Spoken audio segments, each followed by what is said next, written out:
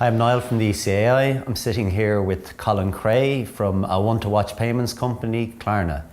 Thanks for being with us, Colin. Thanks very much for having me. It's always a pleasure. Thank you. So we hear an awful lot about millennials, big buzzword in the industry. But why are they so important to you, your research and your plans for the future? Yeah, so millennials typically would be those born between 1980 and 1995. Thereafter, they're known as Generation Z, but there's always a keen awareness by merchants to understand their market. And that cohort of people in the millennial category are very much digital natives, and they demand a service that is very much fast-paced. They're looking for instant gratification. They're looking for easy returns. They're looking for a smooth, seamless online buying experience. So with the research that we've conducted with Reading University in 2017, we identified a number of key areas that we're bringing to market to help merchants to understand more about that dynamic that millennials have. So these typically would look at trying to improve payment processing, where it's a very easy, smooth engagement. So the idea of having to go through multiple touch points, having to re-enter information multiple times, having to register online, all of these friction points are now being developed out of the process, so that you can now have and aspire to have a one-click checkout. So again, being able to create a movement within the millennial base where they can see really easy payments. So there's nothing worse than finding yourself trying to buy online, and for whatever reason your card is declined, or you run out of battery time, or there's Wi-Fi issues. So all the time is trying to understand what their behaviors are, what their demands are.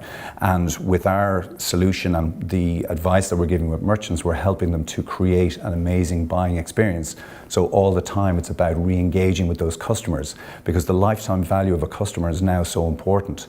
Being able to build that brand equity with your millennial base, being able to provide brilliant service, because it's not just about price.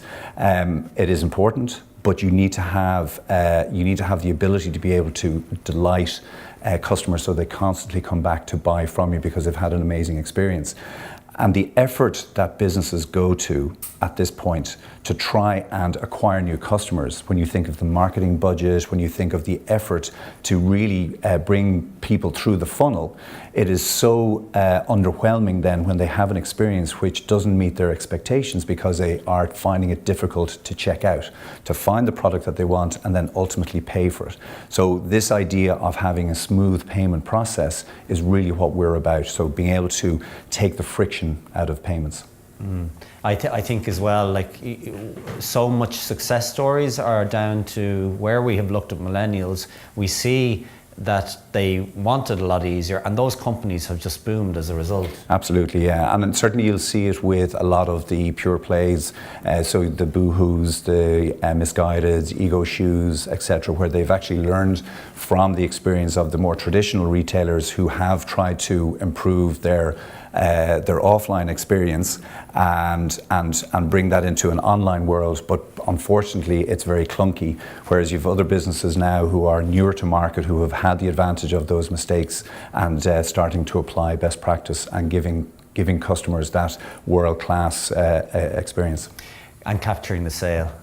Absolutely, is hugely important. As I said, the customer acquisition budgets now with a lot of businesses are, hundreds of thousands of pounds, hundreds of thousands of euro, and being able to bring them through that funnel, being able to guide them through your product page, being able to have the information available so they can make that decision there and then. It's the ultimate aim for all merchants. And the challenge is the cart abandonment. It is massively disappointing when you've made all that effort, when you get to that stage where they cart abandoned. And there's figures around that where that cart abandonment is over $1 trillion because of the poor experiences that people are getting when they go online. So Colin, like, payments have changed so much since you and I started getting into this industry. It's completely opened up. There's a lot of new players in the field. What exciting alternative payment solutions are there coming our way in the future? Yeah, so I think really what customers are looking for now is choice, and merchants are finding it a challenge to be able to provide that choice, particularly when they're dealing in international markets. Every region, every country has certain nuances of payment, whether it's open invoice in Germany, Ideal in the Netherlands, so forth, real-time banking in the Benelux countries, the evolution of WePay and WeChat in China. So really, it's about trying to understand the market that you're working in and being able to offer a localized payment solution. Really, what we see now in our world is very much being able to offer a suite of payment options that match that. And it's not about providing hundreds of different payment options, it's being able to provide relevant payment options in those countries. Advancements in the likes of artificial intelligence, real-time banking, social networks being commercialized now and offering e-commerce options. All of these are advancing the ability for consumers to be able to transact in places where they will be on a regular basis, whether it's a social platform, whether it's a community, whether it's a brand site, or perhaps even a marketplace like an eBay or an Amazon. But really, I think what we're saying to merchants is that rather than try and find the next thing around the corner, it's about being able to provide the basics right now. So understanding what is your market demanding. And somewhere like Ireland, where you've got debit card and credit card being the majority payment option, whereas if you go to Germany, where open invoice would be 40% of the market, card and credit card and debit card might be 40%, and then the balance would be an e-wallet such as a PayPal. So really where we also see then the changing demand is the fact that while e-commerce growth is in a double-digit phase now, that the rate of growth is actually slowing. And what that means is that merchants need to consider about what options they can provide to their customers. And our research is showing that things like giving people a deferred option to allow them to have more time to make payments, the idea of having a pay after delivery solution is hugely popular now and something that we're strongly advocating, and also online consumer finance. So this is a whole new world that's opening up for companies, and where they're able to provide consumer finance to their consumer base in an ethical, responsible way, where you're giving people the option to be able to afford and buy the things that they want, but able to do it in a way that they can manage their weekly, monthly cash flow. And so consumer finance is a massively growing part of the e-tail world. It would have been part of the traditional retailer model, where you've got big ticket items, whether it's electricals, white goods, furniture, etc., where you'd have an in-store experience. But we often find that those people, the consumers, find it too clunky. And particularly now where you have consumers who are very happy to look at big ticket items online. So it's no longer the case that they might go and showroom in a local store and find, get a look and the feel for the product, but then they ultimately go and transact online. And the availability of online consumer finance makes it more accessible for those customers to have the larger ticket items.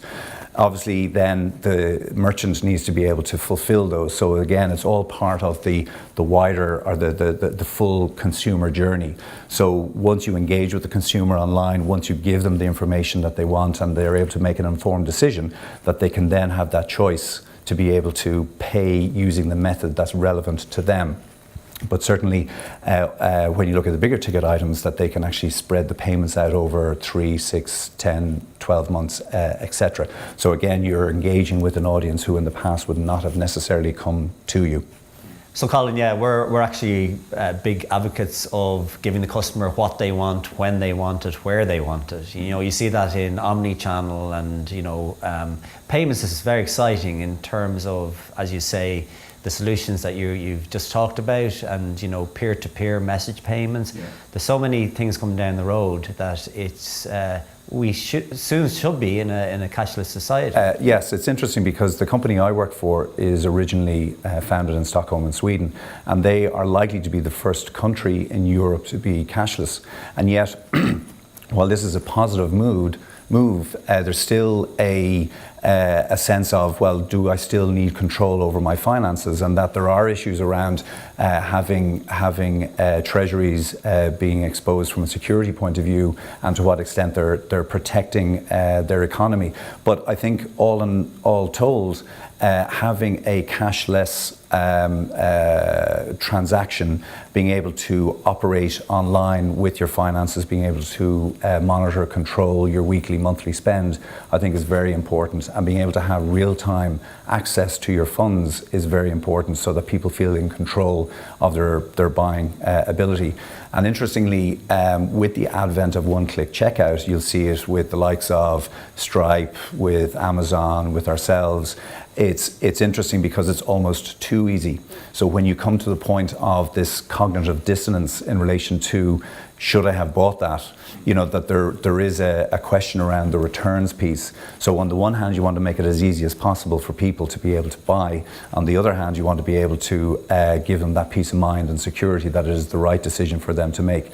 Fine if it's a commodity item, a consumable item, but as you move further up the value chain in terms of bigger average order values, one-click checkout are fantastic if you can aspire and reach that standard, but ultimately you need to be able to engage with the customer to be able to help them with pre- and post-purchase questions, being able to offer them continuous updates as to where they are with their accounts, with their spending, so that they feel more in control. Unlike a situation that I had recently where I purchased on Amazon, not realizing that I had one-click activated, and straight away it literally was what it said on the tin, a one-click checkout. So I had to go back and try to undo that.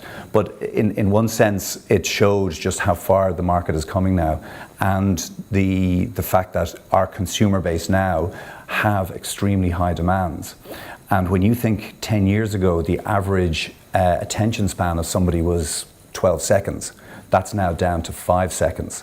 So when you think about being able to capture their attention first time, transact the business, have the item fulfilled and in their hands within 12, 24 hours, that's a huge demand on merchants. So all the time it's about trying to optimize their process, continuing engagement with the customer, but being relevant to that customer. So there's not just a one-off transaction, that you're actually growing your relationship with that consumer, with that shopper, and all the time being relevant in their world. And as you say, there's traceability, there's security, and you know the totally tracked on your accounts. You know, I recently was in a bar, and they didn't take touch and go payments.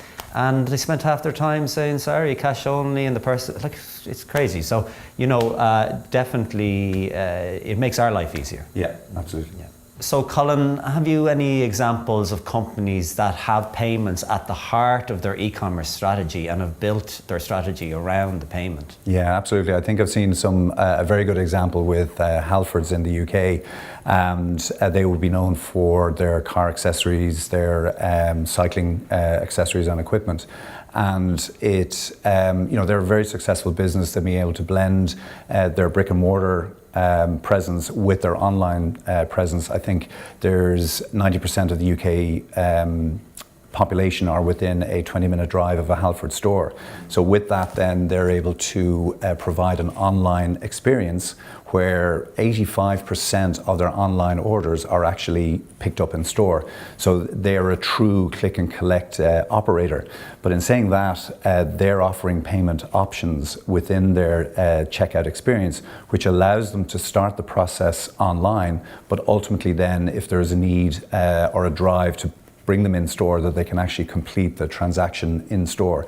So they've done that very successfully, and looking at new ways that they can actually enhance that offering to customers. So invoicing and consumer finance will be a big part of their world, particularly in the higher ticket items. So Colin, your own shopping experience online, is there anything that stands out, good or bad, with your own buying? Yeah, I suppose lots of great examples. I mean, because of what I do, we have a house full of people who constantly buy online. So we see across lots of different verticals and countries. But most recently, my wife purchased some jewellery through Etsy. And I find Etsy a fantastic environment because it's really a peer-to-peer environment where you've got one person setting up a small business, being able to transact globally. And my wife was able to purchase very seamlessly through the platform. This person was based in Tokyo, in Japan, and she had the items shipped to her within a week. So a fantastic service, and because of the personalized side of the experience as well, it really brings it home because you're not dealing with this big corporate entity. You're dealing with somebody who operates, a small cottage industry, so to speak, but really taking it to a global village. I actually really like that because I think that the smaller companies put that personal touch, they put their own personality into it, and it comes across. And here you are talking about it. So that's a really important thing to do in e-commerce. And this is the great thing about e-commerce, why I love working in this environment, is because it doesn't matter whether you're a massive player or whether you're just a startup. It is effectively a level playing field, and there are lots of ways that you can grow your business in different markets in real time, way more so than would have been the case traditionally through brick and mortar and massive investment trying to establish businesses overseas. So yeah, I mean, e-commerce is here to stay, and it's a fantastic place to work. Corner your niche. Yeah. Colin, on behalf of the ECAI, thank you very much for being here today. It was very insightful and always a pleasure. Thank you for having me. Thank you.